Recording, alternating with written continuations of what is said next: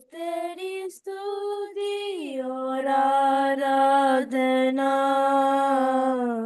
करता हूँ मैं तुझसे ये प्रार्थना, महिमा से तेरी तू इस जगह को भर, जो भी तू चाहे तू यहाँ पर कर।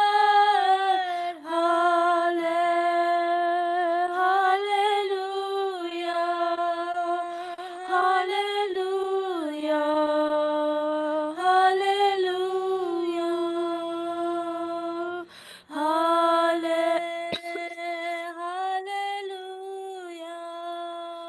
Hallelujah, hallelujah. करुणा से तेरी नया दिन दिखाता है, ढाल बनकर मेरी मुझे बचाता है। जब मैं पुकारूं तू दौड़ आता है, जब मैं गिरूं मुझे उठाता है। हाले hallelujah, hallelujah, hallelujah, hallelujah, hallelujah, hallelujah. सारे जहां में तुझसा कोई नहीं, तुझको छोड़ कोई प्रभु है ही नहीं। घुटने में तेकू बस तेरे सामने, तू है मेरा प्रभु, तू मेरा पिता। हाले हालेलुया, हालेलुया, हालेलुया, हाले हालेलुया, हालेलुया, हालेलुया। हो तेरी स्तुति और आराधना करता हूँ मैं तुझसे ये प्रार्थना, महिमा से तेरी तू इस जगह को भर, जो भी तू चाहे तू यहाँ पर कर। Hallelujah, hallelujah, hallelujah, hallelujah,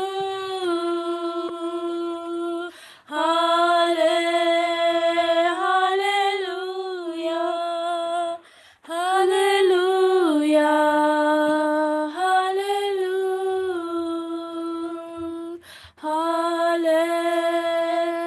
hallelujah, hallelujah, hallelujah. आमीन। धन्यवाद बेटा। प्रभु आपको और भी आशीष दे, परमेश्वर और भी आराधना करने के लिए परमेश्वर सहायता और मदद करे। आगे के समय हम परमेश्वर के वचन की ओर जाएंगे और आंखों को बंद करें, इस समय हम प्रार्थना करेंगे। धन्यवाद स्वर्गीय पिता परमेश्वर। सबको धन्यवाद. നമസ്തേ. നമുക്കൊരു നിമിഷം കണ്ണുകൾ അടയ്ക്കാം, പ്രാർത്ഥിക്കാം. സർവശക്തനും നിത്യമായ സർവേശ്വര കർത്താവെ, ഒരിക്കൽ കൂടി കർത്താവായ യേശു ക്രിസ്തുവിന്റെ ധന്യനാമത്തിൽ ഒരിക്കൽ കൂടി സ്നേഹവന്ദനം. Pastor mute. Praise the Lord. सबको जय मसीह की. ആമേൻ. നമ്മൾ എഫേസ്യ ലേഖനമാണല്ലോ തുടർമാനമായി ചിന്തിച്ചുകൊണ്ടിരിക്കുന്നത്. हम लगातार एफेसियों का पत्रिका चिंतन करते आ रहे हैं. അല്ലെ, എല്ലാവർക്കും ഓർമ്മയുണ്ടാവും, കഴിഞ്ഞ ആഴ്ച എനിക്ക് നമുക്ക് ക്ലാസ് ഇല്ലാതിരുന്നത് കൊണ്ട് ആരും മറന്നു പോയിട്ടില്ല എന്ന് വിശ്വസിക്കുന്നു. मैं विश्वास करता हूँ आप सब लोग लगातार उस बातों को चिंतन कर रहे हैं। पिछले हफ्ता में क्लास नहीं था, आप लोग कोई भूला नहीं है, मैं विश्वास करता हूँ। ആമേൻ. നമുക്ക് എഫേസ്യ ലേഖനം 1-ാം അധ്യായം അതിന്റെ 8-ഉം 9-ഉം വാക്യം നമുക്കൊന്ന് വായിക്കാം. एफेसियों का पत्रिका पहला अध्याय का 8वां और 9वां वाक्य को हम पढ़ेंगे, जिससे जिसे उसने उसने सारे ज्ञान और समझ सहित हम पर बहुतायत से किया, क्योंकि उसने अपनी इच्छा का भेद उस भले अभिप्राय के अनुसार हमें बताया, जिसे उसने अपने आप में ठान लिया था. ആമേൻ. നമ്മള് ഞാനൊന്ന് എല്ലാവരും ഒന്ന് ഓർമ്മിപ്പിക്കാൻ വേണ്ടി ഒന്ന് പറയാണ്. നമ്മള് വീണ്ടെടുപ്പിനെ കുറിച്ച് ധ്യാനിച്ചു. വീണ്ടെടുപ്പ് നമ്മൾ കർത്താവായ യേശുക്രിസ്തുവിൽ നിന്ന് നമ്മൾ വീണ്ടെടുപ്പ്, അവന്റെ രക്തത്താൽ നാം വീണ്ടെടുപ്പ് പ്രാപിച്ചു. हम पहले हम छुटकारा पाया है, प्रभु यीशु मसीह के लहू के द्वारा हमने छुटकारा पाया है। ആമേൻ. അതിനുശേഷം നമ്മൾ ധ്യാനിച്ചു, അവൻ നമ്മുടെ മേൽ ധാരാളമായി കാണിച്ച കൃപാധനപ്രകാരമാണ് നമ്മൾ വീണ്ടെടുപ്പ് പ്രാപിച്ചതെന്ന് നാം മനസ്സിലാക്കി. ധാരാളമായി നമ്മുടെ മേൽ ചൊരിഞ്ഞ കൃപാധനപ്രകാരം. बहुताय समय मिला हुआ अनुग्रह के अनुसार हमने प्राप्त किया। ആമേൻ. എന്തെന്ന് വെച്ചാല് ഇത് നമുക്ക് എളുപ്പം പ്രാപിക്കുന്ന, എളുപ്പമാണോ? നമ്മളെ സംബന്ധിച്ചിടത്തോളം ഇത് നമുക്ക് സൗജന്യമായി ലഭിച്ചതാണ് രക്ഷ എന്ന് പറയുന്നത്, എന്നെയും നിങ്ങളെയും സംബന്ധിച്ചിടത്തോളം. हमें जो उद्धार मिला है वो मुफ्त में हमें मिला है। ആമേൻ. അപ്പോൾ പക്ഷേ ഇതിന്റെ പിന്നിൽ ദൈവം നമുക്ക് വേണ്ടി ചെയ്ത ആ പ്രവൃത്തി എന്ന് പറയുന്നതാണ് ആ കൃപയുടെ അത്യന്ത ധനമെന്ന് പറയുന്നത്. परमेश्वर ने हमारे लिए किया हुआ इस अवस्था बहुताय अनुग्रह के द्वारा हमने प्राप्त किया। ആമേൻ.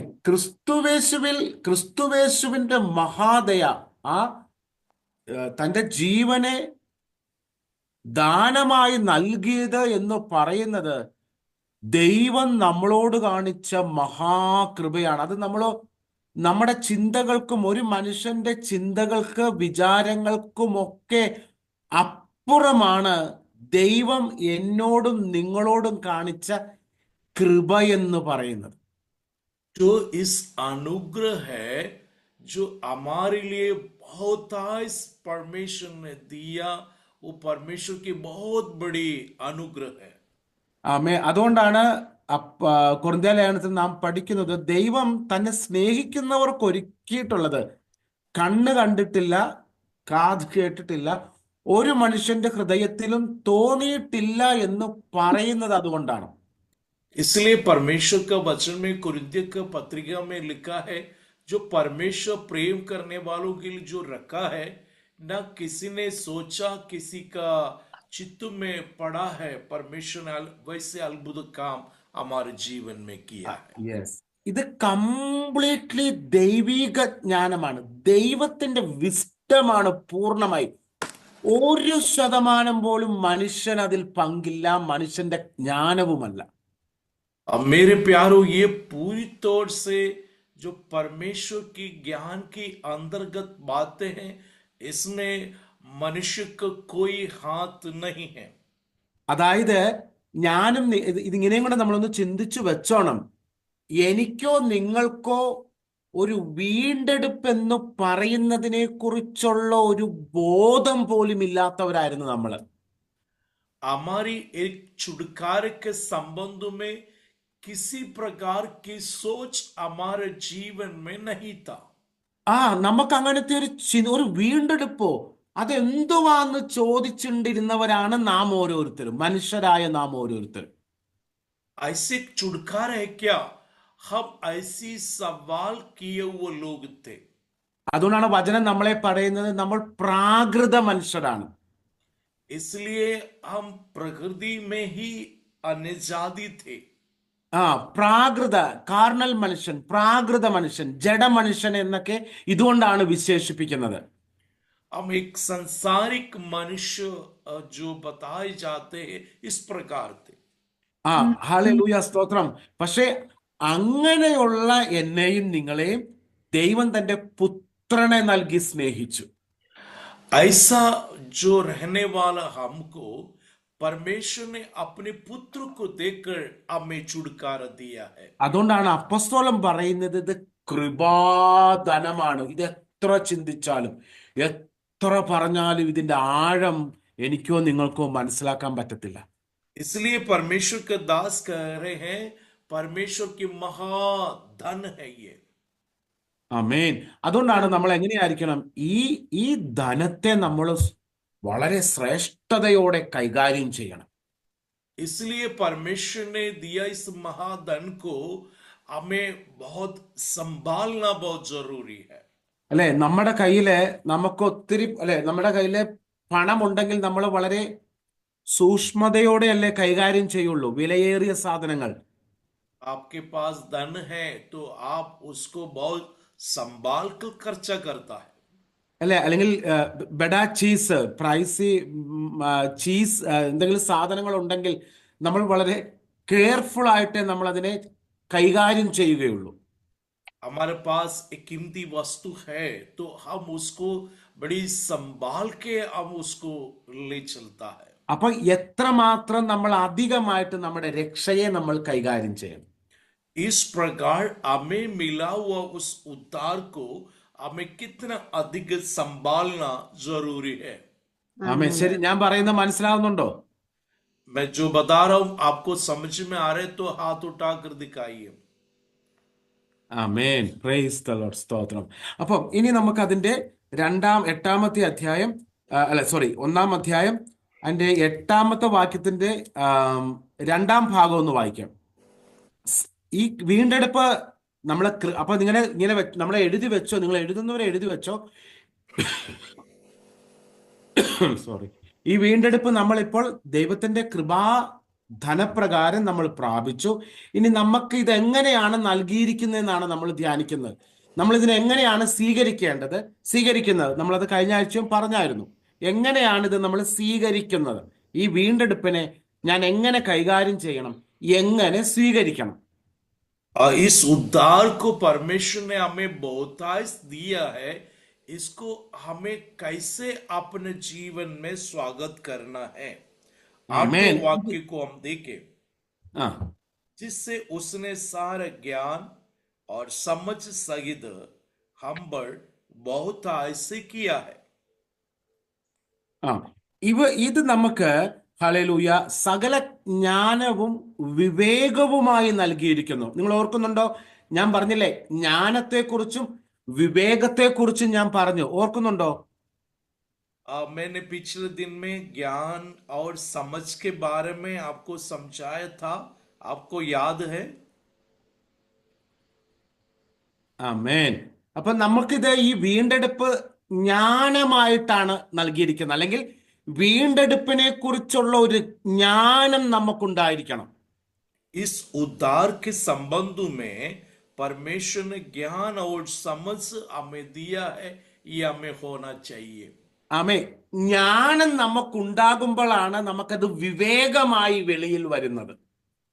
हमारे पास ज्ञान है तब उस विवेक रूप में उसको जो प्रकट होता है। അല്ലെ, ജ്ഞാനമുള്ള വ്യക്തി, ദൈവീക പരിജ്ഞാനമുള്ള വ്യക്തി, ക്രിസ്തുവേശുവിനെ കുറിച്ചുള്ള ഒരു വ്യക്തി അവിവേകമായി നടക്കുമോ? വിവേകമില്ലാതെ നടക്കുമോ? जो परमेश्वर का ज्ञान है जिस व्यक्ति में, वो अज्ञान रूप में क्या चलेंगे? നടക്കില്ല അല്ലെ. അപ്പം നമുക്കിതിനെ ജ്ഞാനം നമുക്ക് നൽകിയിരിക്കുന്നത് കൊണ്ട് നമ്മൾ വിവേകത്തോടെ നടക്കണമെന്ന് ദൈവം ആഗ്രഹിക്കുന്നു. परमेश्वर ने हमें ज्ञान दिया, इसलिए हम विवेक के साथ हमें चलना चाहिए। ആമേ. അപ്പൊ ഞാൻ അതിനൊരു എക്സാമ്പിൾ ആയിട്ട് ഞാൻ പറഞ്ഞു, ദൈവിക ജ്ഞാനം എന്ന് പറയുന്നതാണ് ക്രിസ്തു എന്ന് നമ്മൾ ധ്യാനിച്ചു. परमेश्वर का ज्ञान है वो यीशु मसीह के द्वारा है। അല്ലെ, ക്രിസ്തു തന്നെ ദൈവത്തിൽ നിന്നുള്ള ജ്ഞാനമായിട്ട് കടന്നു വന്നു. यीशु मसीह है परमेश्वर का ज्ञान के रूप में हमारे बीच में आया। ഈ ക്രിസ്തുവിനെ കുറിച്ചുള്ള ജ്ഞാനമാണ് നമുക്ക് അത് വിവേകമായിട്ട് നമ്മുടെ ജീവിതത്തിൽ കാണിക്കേണ്ടത്. प्रभु यीशु मसीह के द्वारा जो ज्ञान है उस विवेक के रूप में ज्ञान के रूप में उसको आगे बढ़ाना है। ഞാനതിന്റെ എക്സാമ്പിൾ ഇപ്പൊ ഒന്ന് പറയാം. നമുക്കറിയാം, ക്രിസ്തുവേശുവിലേക്ക് കടന്നു വന്നപ്പോൾ കള്ളം പറയരുത് എന്നുള്ളത് ഒരു ക്രിസ്തുവേശുവിൽ നാം പ്രാപിച്ച ജ്ഞാനമാണ്. यीशु मसीह में आने के बाद हमें मिला हुआ ज्ञान है झूठ नहीं बोलना. അല്ലെ? അതെനിക്കറിയാം, അതെനിക്ക് ജ്ഞാനമായിട്ട് അറിയുന്നത് കൊണ്ട് കാര്യമുണ്ടോ? मेरे को ज्ञान के रूप में ये बात मुझे मिला, ऐसा सोचने से काम थोड़ी चलेगा. അല്ലെ? ഞാൻ കള്ളം പറയാതെ വിവേകത്തോടെ ജീവിക്കുമ്പോഴാണ് ഈ ജ്ഞാനം എനിക്ക് വിവേകമായി മാറുന്നത്.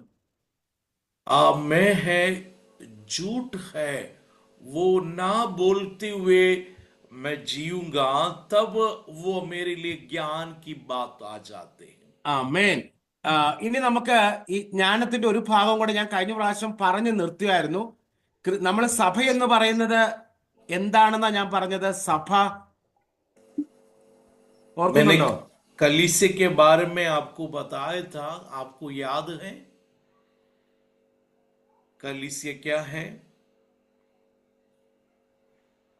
യേശു മസീഹ് अंग है। അംഗ് ഹെ, ശരീരമാവുന്നു. Praise the lord. प्रभु यीशु मसीह का മസീഹ് जो ശരീരം, അല്ലെ? ക്രിസ്തുവേശുവിന്റെ ശരീരമാണ് സഭ എന്ന് പറയുന്നത്. അത് ദൈവത്തിന്റെ ജ്ഞാനമാണ്. प्रभु यीशु मसीह का शरीर है कलीसिया, ये ज्ञान की बात है. അത് ദൈവത്തിന്റെ പരമമായ ജ്ഞാനത്തിലാണ് സഭയെ ക്രിസ്തുവിന്റെ ശരീരമാക്കി ഉപമിച്ചിരിക്കുന്നത്. परमेश्वर की महिमा की ज्ञान के अनुसार प्रेज़ द लॉर्ड यीशु मसीह के शरीर के रूप में उसको वर्णन किया है. അല്ലെ? നാം ഓരോരുത്തരും എന്താണ്? ഓരോ അവയവങ്ങളാണ്. हम मसीह यीशु का शरीर की एक एक अंग है. हम सब लोग. നിങ്ങളുടെ ശരീരത്തിൽ നിങ്ങൾക്ക് ആവശ്യമില്ലാത്ത എന്തെങ്കിലും അവയവങ്ങളുണ്ടോ? എനിക്ക് ഈ അവയവം ആവശ്യമില്ല, അങ്ങ് കളഞ്ഞേക്കാന്ന് വെക്കുന്ന എന്തെങ്കിലും അവയവം ഉണ്ടോ? आपका शरीर में ऐसा कोई अंग है जो आपको जरूरत नहीं? सबकी जरूरत है। नहीं, ആ सबकी जरूरत। അതാണ് വിസ്ഡം ദൈവത്തിന്റെ. നമ്മുടെ ശരീരത്തിന്റെ സകല അവയവങ്ങളും ആവശ്യമാണ്. ഈ ചെറുവിരല് ഇപ്പൊ ഇല്ലെന്നിങ്ങനെ വെച്ചോ, ഇപ്പൊ ഇല്ലെന്ന് വെച്ച് കഴിഞ്ഞ് എനിക്ക് 4 വിരലേ ഉള്ളെങ്കിൽ എനിക്കൊരു സാധനം ഹോൾഡ് ചെയ്യാൻ ഡിഫിക്കൽട്ടാ. मेरे प्यारो, ആ आपके हाथ में आखिरी वाला उंगली नहीं है तो आपको एक सामान उठाने में आपको कितना तकलीफ होंगे. അല്ലെ? നമുക്ക് ഹോൾഡ് ചെയ്യണമെങ്കിൽ തക്ലീഫ്. हम അല്ലെ? उसको അതുകൊണ്ടാണ് നമുക്ക് ഇത് ചെറുതാണെങ്കിലും ഇത് ആവശ്യമാണ്. कोई वस्तु आपको अच्छी तरह से जम के यदि पकड़ना है तो वो आखिरी वाली भी उंगली का भी हमें जरूरत है. ആമേൻ. അപ്പൊ ശരീരത്തിന്റെ ഉച്ചി മുതൽ നമ്മൾ ഉള്ളങ്കാല് വരെ എടുത്താല് സകല അവയവങ്ങളും ഒരുപോലെ ആവശ്യമാണ്. हमारे सिर से लेकर पांव तक हम देखा जाए, हमारे शरीर का प्रत्येक हर एक अंग हमारे लिए बहुत जरूरतमंद है. ആമേൻ. അപ്പൊ അതുകൊണ്ടാണ് ഹല്ലേലൂയ, പ്രൈസ് ദി ലോർഡ്. അതുകൊണ്ടാണ് ദൈവം തന്റെ ജ്ഞാനത്തില് നമ്മെ ഓരോരുത്തരെയും ഒരു ശരീരത്തിന്റെ ഭാഗമാക്കി ദൈവം നിർത്തി. ക്രിസ്തുവിന്റെ ശരീരത്തിന്റെ ഭാഗമാക്കി നിർത്തി. इसलिए हमें प्रत्येक हर एक लोगों को प्रभु यीशु मसीह के शरीर का एक एक अंग के रूप में जोड़ा रखा है. അവിടെ ചെറിയവനെന്നില്ല, വലിയവനെന്നില്ല. यहाँ ऊंचे व्यक्ति छोटा व्यक्ति ऐसा नहीं है. ആ ക്രിസ്തുവിന്റെ ശരീരത്തിൽ എല്ലാവരും ഒരുപോലെയാണ്. मसीह यीशु का शरीर में हम सब बराबर है। നമ്മൾ ഒരേ സ്നാനമാണ് ഏറ്റിരിക്കുന്നത്. हम सब एक ही बपतिस्मा लिया है। നമ്മൾ ഒരേ ആത്മാവിനെയാണ് പാനം ചെയ്തിരിക്കുന്നത്. हम सब ने एक ही आत्मा को पाया है। നമ്മൾ ആരാധിക്കുന്ന കർത്താവ് എന്ന് പറയുന്നത് ഒരേ കർത്താവാണ്. हम सब आराधना करने वाला मसीहा एक ही है। അത് ദൈവിക പരിജ്ഞാനമാണ്. ये परमेश्वर के ज्ञान है। ഇനി നമുക്ക് എഫേസ്യ ലേഖനം 4-ാം അധ്യായം 4-ാം വാക്യം ഒന്ന് വായിച്ചട്ടെ. एफेसियों का पत्रिका 4 अध्याय का 4 हम पढ़ेंगे। एक ही देह है और एक ही आत्मा, जैसे तुम्हें जो बुलाए गए थे अपने बुलाए जाने से एक ही आत्मा है। ഇനി 5वां, एक ही प्रभु है, एक ही विश्वास, एक ही बपतिस्मा, एक ही बपतिस्मा, एक ही विश्वास, 6 एक ही आत्मा 6 और सबका एक ही परमेश्वर और पिता है, जो सबके ऊपर और सबके मध्य में और सब में है, पर हम में से हर एक को मसीह के दान के परिणाम के अनुसार अनुग्रह मिला है, इसलिए वह മതി, कहता है। ബസ്. ധന്യവാദം. അപ്പൊ ഇത് കണ്ടോ, ഇവിടെ എഴുതിയിരിക്കുന്നു നോക്കിയേ, ഒരേ സ്നാനം, ഒരേ ആത്മാവ്, ഒരേ ശരീരം, ഒരേ വിശ്വാസം, ഒരേ കർത്താവ്, ഒരേ ശരീരം. നമ്മെ ദൈവം ക്രിസ്തുവേശുവാകുന്ന ഒരു ശരീരത്തിൽ ഓരോരോ അവയവങ്ങളാക്കി നമ്മെ ചേർത്ത് വെച്ചു. एक ही प्रभु है, एक ही विश्वास है, एक ही बपतिस्मा है, और सबका एक ही परमेश्वर और पिता है, जो सबके ऊपर और सबके मध्य में और सब में है। कल यीशु मसीह का शरीर में हम सब लोग एक ही है। അല്ലെ, ഞങ്ങൾ ഇവിടെ നിന്ന് പ്രാർത്ഥിക്കുമ്പോഴും നിങ്ങൾ അവിടെ നിന്ന് പ്രാർത്ഥിക്കുമ്പോഴും നമ്മൾ ശരീരത്തിൽ നിന്നുകൊണ്ടാണ് നമ്മൾ പ്രാർത്ഥിക്കുന്നത്. ഒരേ ശരീരത്തിന്റെ ഭാഗമായി നിന്നുകൊണ്ടാണ് നമ്മൾ പ്രാർത്ഥിക്കുന്നത്. मैं यहाँ हूँ, आप वही हैं, आप दोनों हम शरीर में होकर हम प्रार्थना करते हैं। അപ്പൊ ഈ ശരീരമാകുമ്പോൾ അങ്ങനെയാണെങ്കിൽ നമുക്ക് എന്തുവാണ് ഏറ്റവും അധികമായിട്ട് വേണ്ടത്? ऐसा है तो हमें सबसे ज्यादा क्या चाहिए?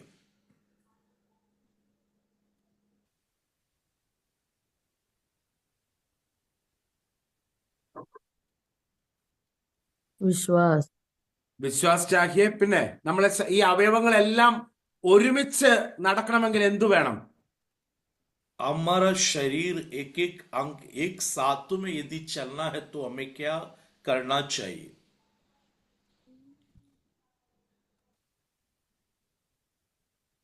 हमें उस शरीर के साथ जुड़े रहना चाहिए जो प्रभु यीशु मसीह। पवित्र आत्मा का अभिषेक, പവിത്രാത്മാ കാ അഭിഷേക്. പിന്നെ ശരിയാണ്, സഹിയെ. ദീദി ക്യാ പോലെ? കൽപ്പന जी, शरीर के साथ जुड़े रहना चाहिए। യാ ശരീരത്തോട് നമ്മള് ചേർന്നിരിക്കണം, അല്ലേ? അല്ലേ പാസ്റ്ററെ? അതെ.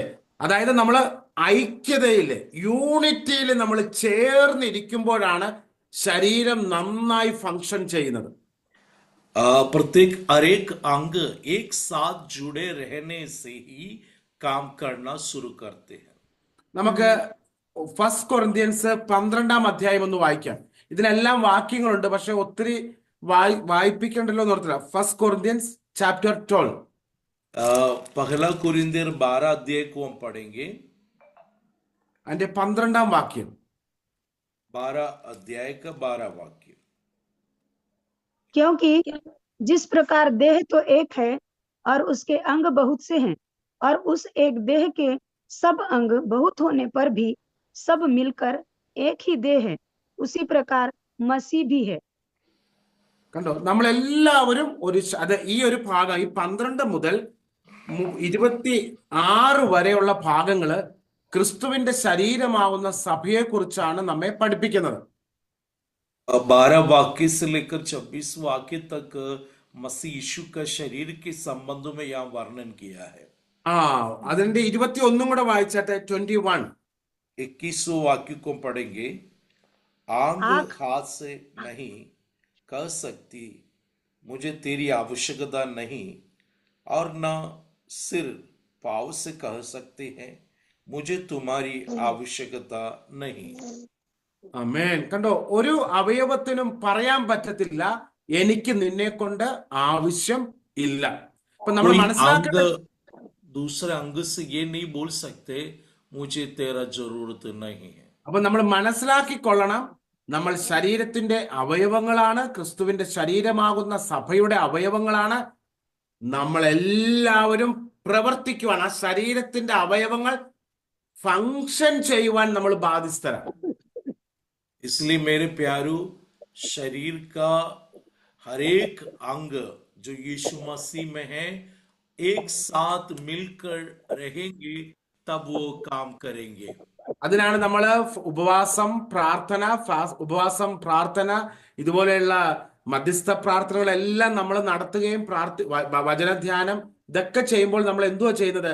ആ ശരീരമാകുന്ന സഭയോട് ചേർന്ന് നിന്നാണ് പ്രവർത്തിക്കുന്നത്.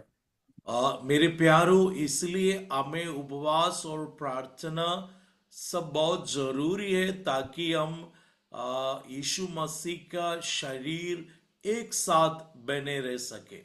നമ്മൾ പിന്നീട് പഠിക്കുന്നുണ്ട് വിശദമായിട്ട്, നമുക്കത് അന്നേരം ധ്യാനിക്കാം. അപ്പൊ ഇതാണ് ക്രിസ്തുവേശുവിന്റെ ജ്ഞാനം. വീണ്ടെടുപ്പിലൂടെ നാം പ്രാപിച്ച ഒരു ജ്ഞാനം. അനേകമായിട്ടുണ്ട്, പക്ഷെ ഒരു ജ്ഞാനം എന്ന് നമുക്ക് പറയാം.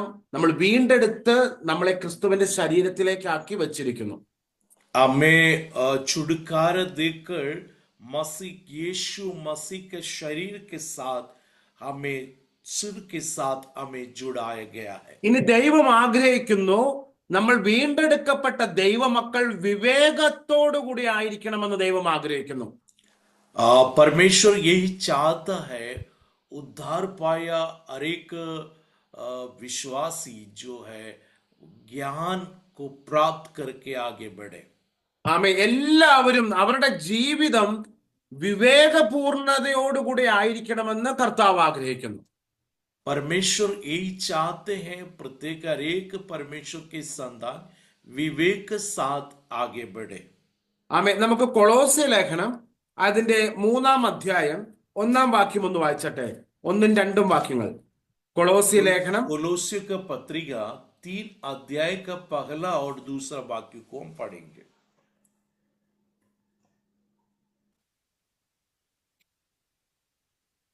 अतः जब तुम मसीह के साथ जिलाए गए तो स्वर्गीय वस्तु की खोज में रहो जहाँ मसीह विद्यमान है और परमेश्वर की दाहिनी ओर बैठा है। കണ്ടോ, ഇവിടെ പറഞ്ഞു पृथ्वी पर की नहीं परंतु स्वर्गीय वस्तुओं पर ध्यान लगाओ। സ്വർഗീയ वस्तु വസ്തുവെ ധ്യാൻ കരോ, അല്ലെ? നിങ്ങൾ ഉയരത്തിലുള്ളത്, സ്വർഗത്തിലുള്ളത് ചിന്തിക്കുവിൻ. എന്തുവാണ് നമ്മൾ ചിന്തിക്കേണ്ടത്? यहाँ लिखा है स्वर्गीय वस्तु की खोज में रहो। हमें आमीन। क्या वस्तु का खोज में रहना है? ആമേൻ. അതാണ് ഇവിടെ നമ്മൾ സ്നാനത്തിലൂടെ ക്രിസ്തുവേശുവിനോടുകൂടെ നാം ഉയർത്തെഴുന്നേറ്റിരിക്കുകയാണ്. हमारी बपतिस्म के द्वारा अब यीशु मसीह के साथ जिलाया गया है। ആമേൻ. ക്രിസ്തുവേശു ഉയർത്തെഴുന്നേറ്റ് സ്വർഗത്തിലിരിക്കുന്നത് കൊണ്ട് ഞാനും നിങ്ങളുമൊക്കെ സ്വർഗീയമായത് ചിന്തിക്കണമെന്ന് ദൈവം ആഗ്രഹിക്കുന്നു. मसीह यीशु स्वर्ग में विराजमान है, इसलिए हमें स्वर्गीय वस्तु का खोज में लगे रहना। ആമേൻ. ഞാൻ കഴിഞ്ഞ ദിവസം സ്നാനം എന്താണെന്ന് ചെറുതായി സൂചിപ്പിച്ചായിരുന്നു, അല്ലെ? मैंने पिछले दिन में बपतिस्म क्या है मैं आपको समझाया था। ക്രിസ്തുവിനോടുകൂടി മരിക്കുവാനാണ് ഞാൻ സ്നാനമേറ്റത്. यीशु मसीह के साथ मृत्यु में सम्मिलित होने के लिए मैंने बपतिस्म लिया है। എന്തിനാണ് ക്രിസ്തുവിനോടുകൂടി നാം മരിക്കുന്നത്? എന്തിനു വേണ്ടിയാണ്? എന്തിനാണ് ഞാൻ മരിക്കേണ്ടത്? क्या के लिए मैं यीशु के साथ मरना है? अनंत जीवन का अनंत जीवन के लिए, जीवन पाने जीवन पाने के लिए, right? Yeah. നിത്യജീവൻ പ്രാപിക്കേണ്ടതിന് വേണ്ടിയാണ് ഞാൻ എന്താണ് ക്രിസ്തുവിനോട് കൂടെ ഞാൻ എന്ത് ചെയ്യണം? അവന്റെ മരണത്തിൽ പങ്കാളികളാവുകയാണ്. मैं अनंत जीवन को प्राप्त करने के लिए यीशु मसीह के मृत्यु के साथ मैं सहभागी हो रहा है। അല്ലെ? നമ്മുടെ പാപങ്ങൾക്ക് വേണ്ടി ക്രിസ്തു മരിച്ചു. हमारे ഞാൻ പറഞ്ഞത് पापों के लिए मसीह कुर्बान हुआ। ഞാൻ മരിക്കേണ്ട സ്ഥാനത്ത് കർത്താവ് വന്നിട്ട് പറയുവാണ്, സോണി നീ മരിക്കണ്ട, നിനക്ക് വേണ്ടി നിന്റെ പാപങ്ങളെ ഞാൻ ചുമന്നുകൊണ്ട് നിനക്ക് വേണ്ടി ഞാൻ ഒരു യാഗമായി തീർന്നിരിക്കുന്നു. तो यीशु मसीह ने कहा, सोनी आप मरने की जरूरत नहीं, आपके लिए मैं जो मृत्यु हो रहा है। എന്റെ രക്തം നിന്റെ സകല പാപങ്ങളെയും കഴുകിക്കളയുവാൻ മതിയായതാണ്. मेरा लहू तेरे पापों को धोकर शुद्ध करने के लिए काफी है। നീ ഇനി എന്നിലൂടെ നിനക്ക് നിത്യജീവൻ ഞാൻ നൽകുവാൻ തയ്യാറാണ്. मेरे द्वारा तुझे अनंत जीवन देने के लिए मैं तैयार हूं। അല്ലെ? എനിക്ക് വേണ്ടി ഒരാൾ മരിക്കാൻ തയ്യാറാണെന്ന് അറിഞ്ഞു കഴിഞ്ഞാൽ എന്തുവായിരിക്കും എന്റെ ഹൃദയത്തിന്റെ അവസ്ഥ? मेरे खातिर एक व्यक्ति मरने के लिए तैयार है, तो मेरे दिल के अंदर क्या है?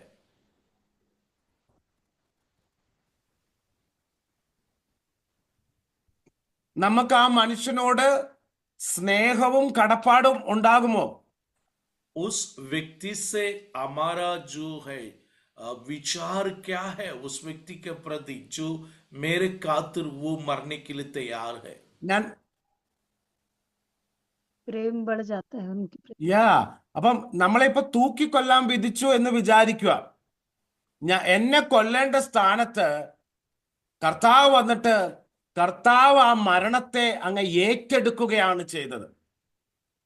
समझ लो, हमें फांसी लगाने का जो आज्ञा मिला है, इस प्रकार पापी हमें मरने का जगह में यीशु उस मृत्यु को अपने ऊपर ले लिया है।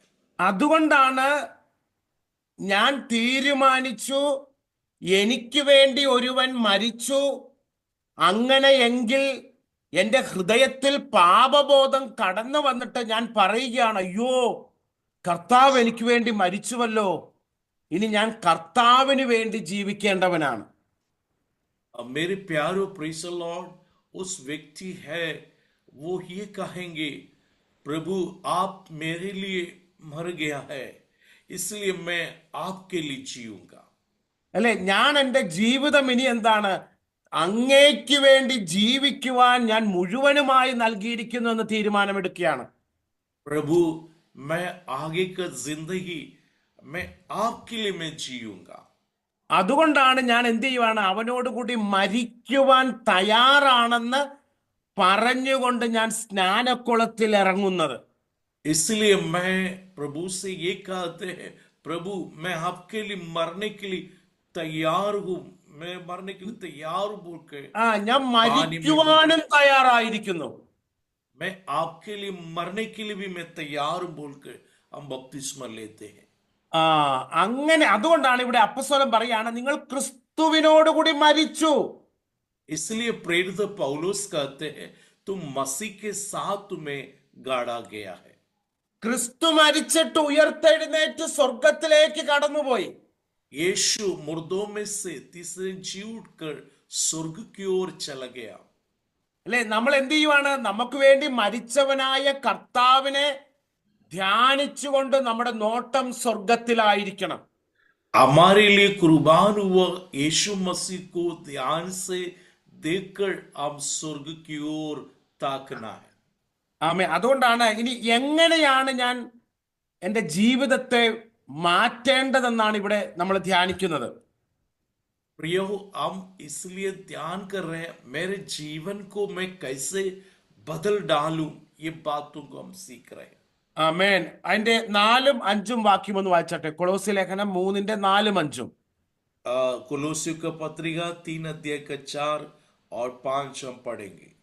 जब मसीही जो हमारे जीवन है प्रकट होगा, तब तुम भी उनके साथ महिमा सहित प्रकट किए जाओगे। इसलिए अपने उन अंगों को मार डालो जो पृथ्वी पर है, अर्थात बेविचार, अशुद्धता, दुष्कामना, बुरी लालसा और लोभ को, जो मूर्ति पूजा का बराबर है। ആമേൻ. കണ്ടോ ഇവിടെ 4-ാം വാക്യം കണ്ടോ, നിങ്ങളുടെ ജീവനായ ക്രിസ്തു വെളിപ്പെടുമ്പോൾ നിങ്ങളുടെ ഹൃദയത്തിന്റെ ആഗ്രഹമായ ക്രിസ്തു എന്താണ്? ഇനി ഒരിക്കൽ വരും നമ്മളെ കൊണ്ടുപോകാനായിട്ട്. मसीह जो हमारा जीवन है प्रकट होगा। അപ്പൊ നമുക്ക് ഹല്ലേലൂയ, ക്രിസ്തു വെളിപ്പെടുമ്പോൾ നിങ്ങളും അവനോടുകൂടെ വെളിപ്പെടും. എന്ന് വെച്ചാല് ക്രിസ്തു നമ്മളെ കൊണ്ടുപോകുവാനായിട്ട് കടന്നു വരികയും നമ്മൾ അവനോടുകൂടെ എടുക്കപ്പെടുകയും ചെയ്യും. जब मसीही हमारे लिए प्रकट होगा, तब भी उसके साथ महिमा में प्रकट किया जाएंगे। അത് എന്തുകൊണ്ടാണ് അപ്പോസ്തലൻ നിങ്ങളുടെ ജീവനായ ക്രിസ്തു എന്ന് പറയുന്നത്? എന്തുകൊണ്ടാണ്? यहाँ प्रेरित पौलुस हमारा जीवन है करके क्यों कहते हैं? क्यों कहते हैं हमारा जीवन है ക്രിസ്തു? ജീവനാണ്. നമുക്ക് വേണ്ടി ഒരാള് ജീവൻ നൽകി സ്നേഹിച്ചാൽ നിങ്ങൾ എങ്ങനെ വിശേഷിപ്പിക്കും ആ വ്യക്തിയെ? हमारे लिए एक व्यक्ति जीवन देता है, उस व्यक्ति को आप कितना जो विशेषता देंगे? खुद से और कर कैसा विशेषता करूं? वो व्यक्ति मेरा जीवन है, राइट? मेरा प्रेम है, मेरा जीवन है, मेरा हृदय की इच्छा है. उस व्यक्ति के बारे में हम कैसे प्रकट करेंगे, वर्णन करेंगे? कैसा वर्णन करेंगे? उसके लिए क्या हम अच्छा करें, ऐसा हम अच्छा उनके लिए करने के लिए बहुत सोचेंगे। ബഹുത് സോച്ചെങ്കെ. യാ, അപ്പൊ നമുക്കറിയാം അല്ലെ, എന്റെ ജീവന്റെ ജീവനാണ്, എന്റെ പ്രാണനാഥനാണ്. അല്ലെ, കർത്താവ് എനിക്ക് വേണ്ടി തന്റെ ജീവനെ നൽകി, ഞാൻ അവന് വേണ്ടി കാത്തിരിക്കുകയാണ്. അതാണ് അവിടെ അപ്പോസ്തലൻ. वो मेरे जीवन का जीवन है, वो मेरा सब कुछ है, मैं उसके इंतजार में हूं। അതുകൊണ്ട് ഞാൻ അവന് വേണ്ടി എന്തും ചെയ്യും. मैं उसके लिए कुछ भी होने के लिए तैयार हूं। ഞാൻ അവന് വേണ്ടി എന്റെ പഴയ സ്വഭാവങ്ങളൊക്കെ മാറ്റും. मैं अपनी बुरी आदत को मैं छोड़ने के लिए तैयार हूं। അല്ലെ, ഞാൻ കുറച്ചും കൂടെ എളുപ്പത്തിൽ പറയാം.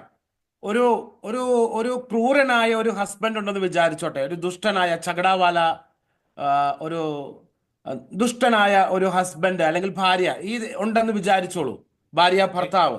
एक उदाहरण बोलना चाहता हूं। एक एक व्यक्ति, एक दुष्ट एक पति है, समझ लीजिए।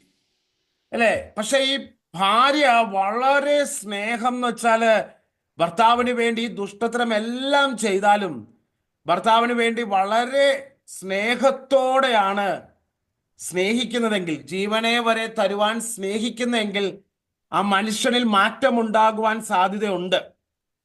यदि एक पति इतना दुष्ट व्यक्ति है, उपद्रवकारी है, फिर भी वो पत्नी उससे इतना प्यार करता है, उसके लिए अपने जान देने के लिए तैयार है, तो जरूर उस पति का जीवन बदलने का संभावना है।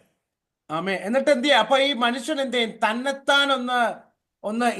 തന്നെത്താനൊന്ന് നന്നാവാൻ നോക്കും ആ മനുഷ്യൻ, ഭാര്യയെ പ്രതി.